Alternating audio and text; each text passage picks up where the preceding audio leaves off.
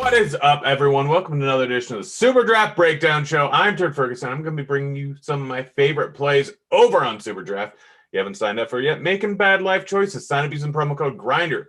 Deposit $150 or more, you get $150 in free bonus money. Just boom, play through it once, and it's yours. That's pretty much it. Plus, deposit more than that, and you end up getting a drip bonus, which goes in at 4% rate. You just play through however much money the drip goes in, and boom, you're good. If you deposit less than $150, then you pretty much get a free $50 in Superdraft cash. That's just, again, play through it and it's yours. So deposit anywhere from $25 to $100. You end up getting that $50 free dollars. But the best deal, deposit $150 or more, and boom, you end up getting a bunch of free money. It's that simple. Plus, over on Superdraft, they have overlay almost every single day. They have tons and tons of contests out there that aren't going to fill, so it's the easiest thing that you can possibly do. Just get signed up using that promo code GRINDER, and I'm going to pretty much just break down the slate. We're doing it 3 days a week. Baseball's coming up. I'm sure we're going to throw that stuff in there. But right now, we're in full basketball mode. The site uses a multiplier system, so salary is not a thing. Everyone is a 1v1 swap. You can play whoever you want. 3 guards, 3 forwards, 1 center. Just play anyone in any given lineup. You can swap off things. So if a guy gets ruled out, no worry about that salary, that pesky salary where you have to figure out a guy that's an exact 1v1 swap. And boom, you just swap over to whoever because it's all based on multiplier. So Harden, 1x multiplier, he gets 60 points. He gets 6 points on Superdraft.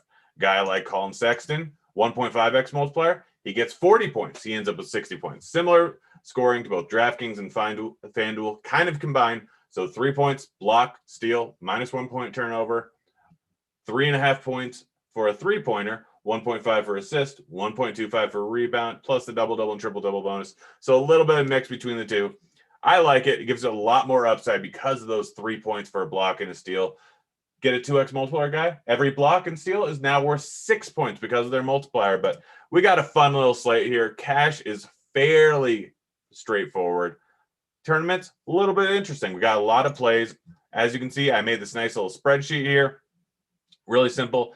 Take RG's projections, multiply it by their multiplier, and boom, we get their median, floor, and ceiling outcomes based on RG projections. We'll start off here with center. And guys, if you have any questions, throw them on into chat and I'll get through them throughout the show. I've played on Superdraft for years.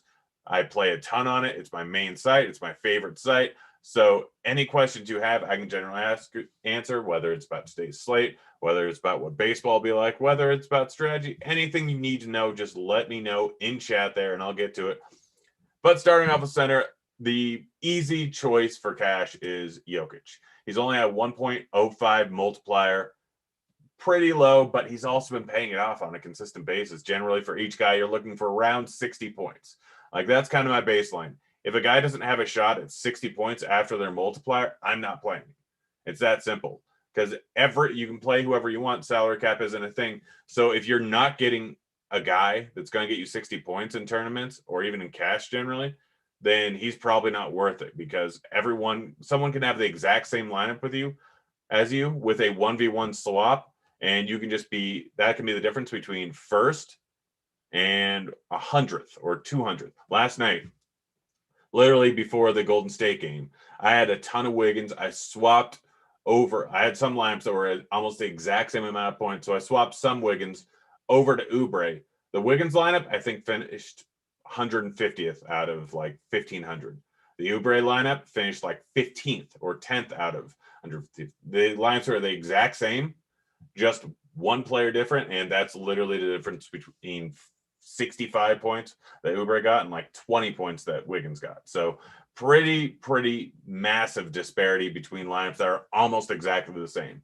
Whereas over on DraftKings, occasionally you'll have the direct 1v1, but generally it's 2v2. So the difference between playing, I don't know, Giannis and a super cheap guy like Sterling Brown, or playing 2 mid-tier guys like Ja Morant and Jamal Murray, like, can have a pretty drastic disparity because they're literally 2 different guys. But in Superdraft, it's literally 1v1 swaps that can cost you either first or all the way down to 1,000. But Jokic, clear top option, putting up around 60 to 70 lately. The last 3 games, I think he's averaging 70 points. Consistent triple-double, which is nice. On Superdraft, you get the triple-double bonus. So Jokic is the guy that I'm looking at for cash, and I can't really justify anyone else. I mean, Kristaps mostly sitting around 35 points in most games, 1.35x multiplier. You will notice he has a huge ceiling because there is the occasional game where he ends up taking over, where Luka decides to let Porzingis do his thing, and Porzingis can absolutely crush. So he's definitely in play for tournaments, a matchup versus Minnesota. We know Cat's not a great defender, so Porzingis can have a massive game. He's more in play in tournaments. Vooch is 1.2x multiplier. Definitely has some upside. We've seen him put up 60-point games. Will play a little bit of him in tournaments, but Jokic is just the guy that I want. Zubac, without Serge in there, he's getting around 25 to 35 minutes. It all depends on the night. It all depends on the matchup. Match versus San Antonio. I'm guessing they're going to use him a decent amount. Should be in the 30 to 32 minute range would be my guess. I think that's what RG projections have him at. 1.75x multiplier. He can get a few blocks. He can get a few steals, which makes his upside even larger. But yeah, it's just real simple. Like, he's at a high multiplier. So he is a guy that can absolutely get it done. After that, Cat's fine, can go for 60 points, 1.1x multiplier. He's all right. Not a guy that I'm really looking into that much. Valanciunas ended up with 35 minutes the other night, which is on the high end for him. Match versus OKC, pretty good. I don't mind him for tournaments. Don't have him highlighted here, but he's definitely a guy that's in play. Gobert, going up against Brooklyn. Like, this is just a perfect spot. You get the Brooklyn bump, trademarked by Stevie. They've just been terrible versus centers. I'd like his multiplier to be a little bit higher, but with that block and steal upside, with the double-double bonus upside, he's a guy that I'm considering in tournaments quite a bit. Like, matchups versus Brooklyn are fantastic, and we know that any given night he has a massive ceiling. So I don't like the multiplier, but I don't like the multiplier on most centers. So I have to find a way to differentiate myself. And I plan on playing a lot of James Harden tonight. So James Harden, if he's going to end up with a big game, this game has to stay close. So bringing it back, correlating it a little bit. Not always something I needed to do on Superdraft because some of the multipliers were very, very off base. Now, most of the multipliers are pretty good right now. So Gobert is a guy that's interesting in tournaments. Capella, fine, but he's not getting 30 minutes a night anymore. He's staying in the 25 to 28 minute range most nights. Like, it's a matchup versus Sacramento, which is a good one. And if I thought that he was going to get 35 minutes, then I'd absolutely be hammering him over on Superdraft at a 1.35x multiplier.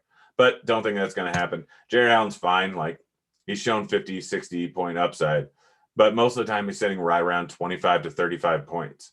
And at this multiplier, it's not worth it. Robert Williams is the guy that I'm really interested in tournaments.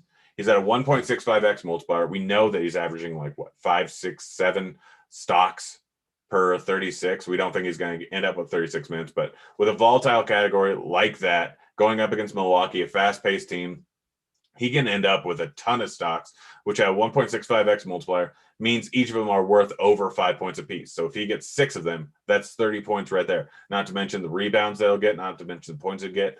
Tristan Thompson is out for today's game, and although Tatum is coming back, so they have a little bit more height, could eat into Robert Williams' minutes, he's still probably going to end up with 20 to 25 minutes, which at this multiplier, with his production, we look at the last few games, he's had multiple 40-point games, he's had multiple 20-point games, so it's a bit of a drastic disparity. We see here, of all these guys in the top 10 centers, he has the lowest floor by a decent amount. But he also has a pretty decent ceiling. We only have him at 65 for his ceiling, but I think it's higher than that because of the block and steal upside that he has.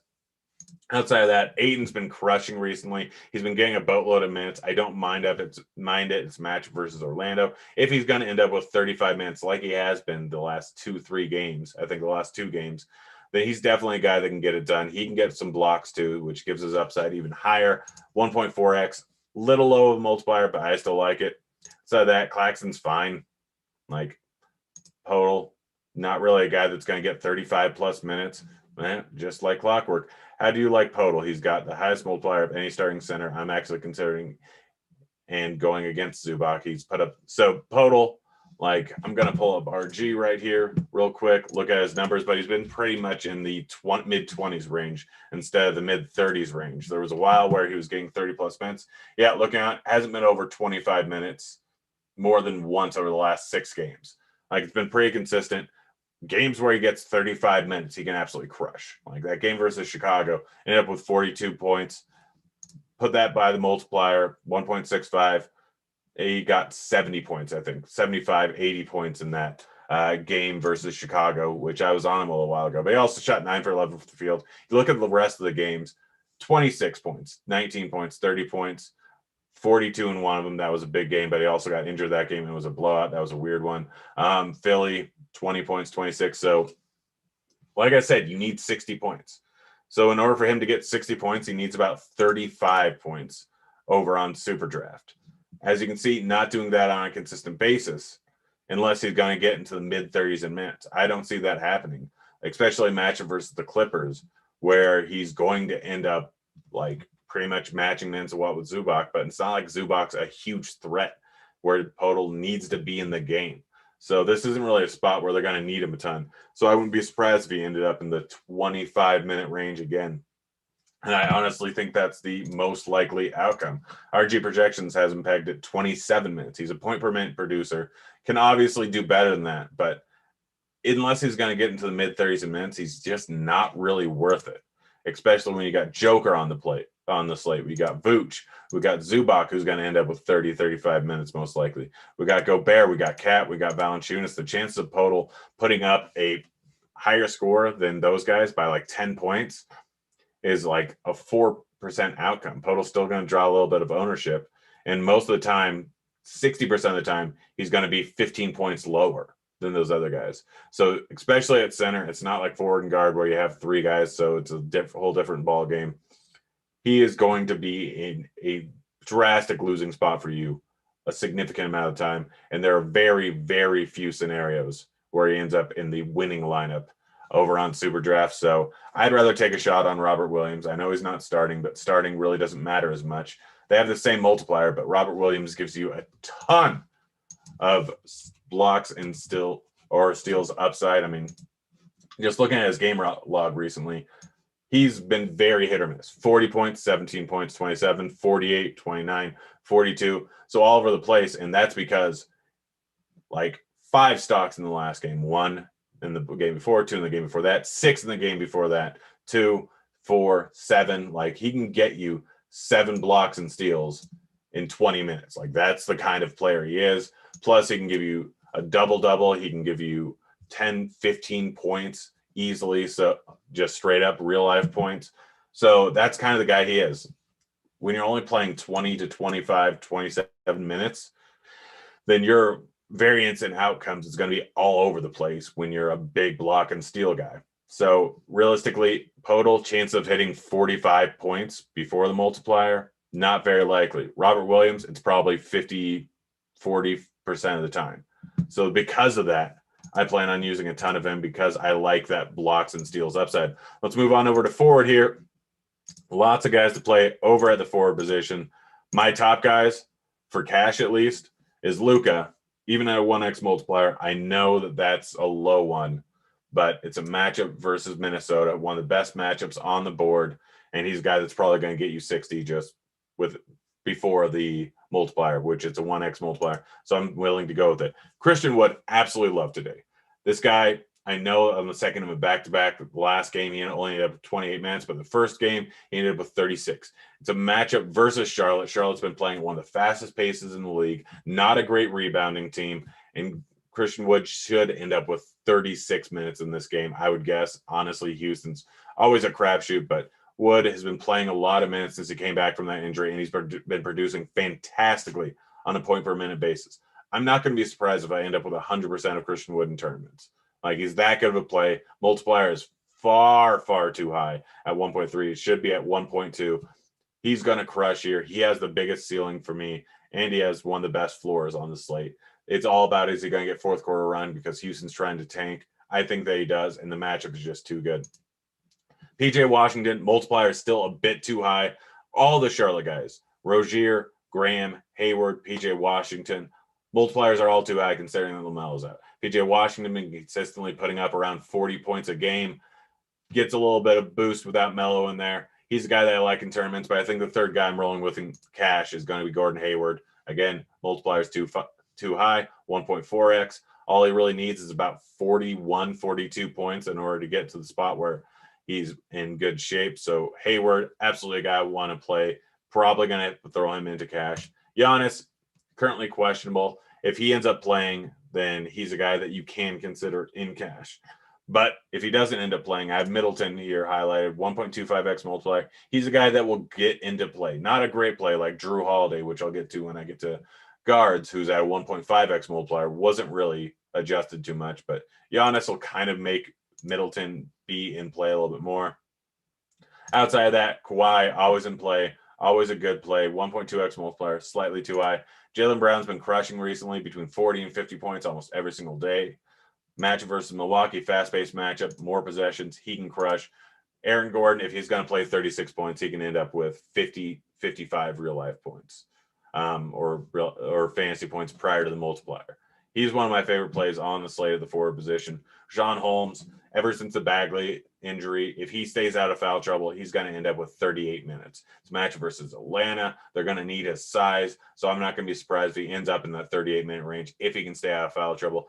Definitely a guy in play for tournaments. Wouldn't use him in cash, but in tournaments, has a huge ceiling. Tatum, always in play, fast-paced matchup. We'll need him if Giannis ends up playing. 1.2x multiplier, not bad. SGA eats up tons of usage in that offense. He's the usage monster there. If the game ends up staying close, 1.25x is a little bit of a low multiplier, but he can absolutely crush that price tag. So if I'm using him, I'm probably bringing it back with either Valanciunas or Morant. Like, that's the situations where I want to use SGA. It's just that simple. Paul George, 1.25x multiplier, a little bit too low for me. Rather go Kawhi. Levine can always end up with 50 real life points. He likes to score. Match versus Cleveland, not the best in terms of pace, but yeah. Garth chiming in chat. Yeah, if Gordon doesn't get traded, my hope is that we will get news before the game actually starts if anyone gets traded. But yes, that is something to be cognizant of. I believe the trade deadline's tomorrow. So we could see multiple guys moving today. Something to watch out for. Like, I haven't gotten to the Toronto guys, but Toronto guys, if any of them end up getting traded, then obviously that's a big boost to everyone else. So right now I don't have Siakam or Van Vliet highlighted, but Powell and Lowry are both rumored to be on the move, and it could happen Wednesday during the day. Obviously, this is early on in the day, but the nice part about Superdraft is, like, if Gordon gets traded prior to the game, I just mass swap over to Fournier because Fournier is going to get a big boost in usage. 1.6x multiplier, absolutely fantastic play. If Lowry or Powell get traded and I was actually playing them over on Superdraft, I would mass swap over to Van Vliet or Siakam. It's that simple. Like, hopefully you get the news before the game starts. I'm going to personally be right next to my phone. I intentionally bought a smartwatch for one reason, just so I can get notifications and I can look at them immediately. Like, there's been so many random occasions where I've been at a bar or a restaurant or had people over eating or just watching TV, and all of a sudden I'll look at my watch, get the reaction, and immediately stand up, run over to my computer, and everyone's like, what the heck's going on? Now they know that it's just news breaking that I have to. Tatum being ruled out the other night. It was less urgent because it was 8 minutes after the start of the first game over on Superdraft, but it was still 22 minutes before the next game, so I had time to kind of adjust. But the nice part about Superdraft is it was really simple. Every spot where I had Tatum in the guard slot or the forward spot, I swapped over to Jaylen Brown because I wanted to pretty much lock him in. Any lineup that had Jaylen Brown and Tatum in it, I swapped Tatum over to Robert Williams at the forward slot, and I swapped Tatum when he was in the guard slot over to Marcus Smart. It was real simple. Like, that's the nice thing about Superdraft is you've got those full-on swap opportunities if you have 20, 30 lineups. So like I said today, Gordon gets traded, you just mass swap over to Fournier. Fournier becomes a fantastic play. I'm trying to think of other people that could end up being traded. Let's see. I'm looking. I can't remember many. Like, obviously Drummond being traded, not really going to do too much. If Drummond gets traded before the deadline, then guess what? That doesn't affect any of your Cleveland guys because he's not expected to play. But depending on what the other team ends up getting up, if it's over to Brooklyn, like if they trade for DeAndre Jordan, I guess that would be I haven't looked into the details of him potentially going over there. I've just heard random little things from Dean or other guys. If Jordan gets ruled out or if Jordan gets included in that trade, that Claxton's going to get an increase in minutes, probably 8 minutes. we're probably going to get Jeff Green playing 36 minutes with all the injuries. So I don't really know what's happening with that scenario. I haven't looked into it that much. Obviously, it's early on the day. May not happen. I don't know. I can't remember, but there's been random rumors of different potential trades that I just kind of adjust on the go pretty much every time. If you're watching Grinders Live or Crunch Time, they'll generally get into it if something happens. So I would highly suggest that today. Trade deadline's always stressful and always has some weird situations. Well, let's continue breaking down these forwards. MPJ, always a guy that can go for 45, 50 points in any given matchup if he gets hot from the field. Match versus Toronto, not a great defensive team, but playing at a decent pace. MPJ, 1.45x, guy that I'm going to be using in tournaments. I already talked about Robert Williams. I already talked about Middleton's more in play. If Giannis ends up sitting, Cat, Levine, all these guys are fine. Harrison Barnes can always put up like a 50-point game for no reason. I've barely been able to figure out how Harrison Barnes is going to do. It seems like once he starts getting a little bit more usage and starts putting up decent games, then they continue. He's more of a streaky guy. Been right around 30 to 38, so he's in play almost any given matchup. But generally, when he's going on his big runs is when I got like earlier in late February, had a 42-point game, 48-point game, 45-point game, and then hasn't had a 40-point game since. In early February, he had a 45, 41, 47-point game streak, and 2 games before that, he had 42 and 37, 44. So he's a guy that tends to get on a little bit of a run. Recently, he has been doing all right, not putting up a ton of points, but playing a boatload of minutes like he always does. But the shots have been falling, it's just the volume hasn't been there. Hasn't had over 10 shot attempts, or has only had over 10 shot attempts once in the last 6 games.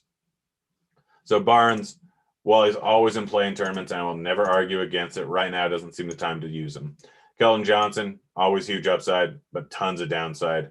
May end up throwing him in if I'm doing a full-on game stack, but most likely not a guy that's going to be in my lineup. Joe Harris is I think a guy you can consider, with Harden being the only superstar in that lineup right now, because both Kyrie and Durant are out. Harris can occasionally have that game where Harden dishes out the ball to him 7, 8, 9 times from behind the arc, and with a multiplier of 1.7x, every 3-pointer is worth over 6 points. So he gets hot, he gets 8 3-pointers in that game. That's immediately him making value. Like it's that simple. So he's a guy that you can use in tournaments. I already talked about Siakam, not a great play unless Powell and or Lowry get shipped off. Collins, his multiplier is too low, but that's pretty much forward there for you. Let's move on over to guard. Lots of good plays. Harden's my lock and load. Harden is, even on the second of a back-to-back, most likely going to end up with 60 points, even in a tough matchup versus Utah. Harden should crush. I may have 100% Harden tonight. I'm still not sure. I generally don't like to do that over on Superdraft. He's going to be 70% owned anyways. Might go with the field, and I'll only include him in lineups, so I'm not bringing it back with the Jazz guy. Or any lineup where I don't have, I don't know what I'm trying to say. But basically, he's better as a bring back if you're playing Gobert or Mitchell, but not even remotely close to a necessity, because Mitchell, his multiplier is 1.2, probably not high enough. Gobert still has a lowish multiplier at 1.25x. But for cash, Harden is the play. De'Aaron Fox going up against Trae Young defense. They've been terrible versus the one all season long. De'Aaron Fox is consistently putting up 30 real-life points. 1.3x multiplier is too high. De'Aaron Fox is my second guy for cash. And then Trae Young.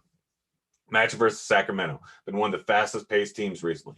Been by far the worst defensive team in the entire league all season long. They're terrible on defense. Trae Young, Hawks have been on a tear recently. Absolutely love Trae Young at the 1.25x multiplier. He's my cash guy. I'm going to use a ton of him in tournaments. Outside of that, Sexton has had multiple 50-point games. He's at 1.5x multiplier. He's very hit or miss, more of a tournament play, but absolutely fantastic tournament play. Not going to argue with him in cash, but absolutely fantastic tournament play. Both Chris Paul and Booker are going up against Orlando, who's terrible against guards. Either one of these guys at their multiplier can end up with a massive game. Jaylen Brown, already talked about. Rozier, Graham, both these guys doing a whole lot more in the Charlotte offense without LaMelo. The usage hole is huge, and they've been taking advantage of it. Rozier has 50-point upside. Graham has 45-point upside as a 1.65x multiplier. Both of them very much in play. Van Vliet can get hot from behind the arc. 3.5 points for a three-pointer. So because of that and the 1.3x multiplier, he's got a pretty big ceiling. He's a guy they'll definitely use in tournaments. Ja Morant occasionally has 50-point games. Like, he's shot well the other night, ended up with 46 points. The multiplier of 1.4x is too high. Same thing with Jamal Murray, 25 shot attempts last night versus the Magic. Gets a matchup versus Toronto. Decent matchup. Just based on volume, he can absolutely get there, and the multiplier is far too high if he's shooting the ball well. He can be the highest scoring guy on the entire slate. Anthony Edwards, same thing. Guy is going to get there most likely on volume, going to probably shoot 20 to 30 times in that game. If it's on the higher end and shots are actually falling versus a bad Dallas defense, Edwards can end up with 100 super draft points after this multiplier. He's already done it once. John Wall, Fournier, DeJounte Murray, Buddy Hyde, all these guys can end up with big games. All these guys are very much in my player pool for the guard position, just based on their upside. Wall played 36 minutes the other night. If we get that again versus a bad Charlotte team, he can end up with 60 points at a 1.3x multiplier. He then becomes an 80-point guy and pretty much a necessity for tournaments if he's pretty high owned. But might come in at low ownership. Projection systems kind of determine things, and as you can see, Harden, Luka, Trae Young, and Fox are all 10-point higher median projections. So Wall might come in at low ownership. He's a guy that's going to be a tournament piece for me, but that's basically the slate, guys. Again, get signed up using promo code Grinders, deposit $150 or more, and you get that nice little $150 in free Super Draft cash.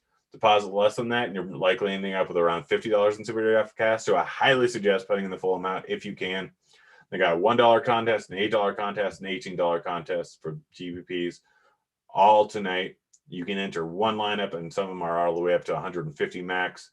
So if you want to be one of those 150 max people, but don't have a huge bankroll, you deposit $150 tonight, you get that $150 in free Super Draft cash. Guess what? You can 150 max the $1 tournament. It's that simple. They got 3-entry max stuff. They got cash, which their cash games are 50-50s. I think are only 3 to 5% rate compared to other sites that are much higher. Yeah, that's pretty much it, guys. Get signed up. Hope you enjoyed it. Anything you want to see in the future, just go ahead and at me on Twitter or leave it in the comment section over on YouTube, and I'll try and include it in the next show. But this has been the Super Draft Show. I've been Turd Ferguson. I'm out of here. See you, kids.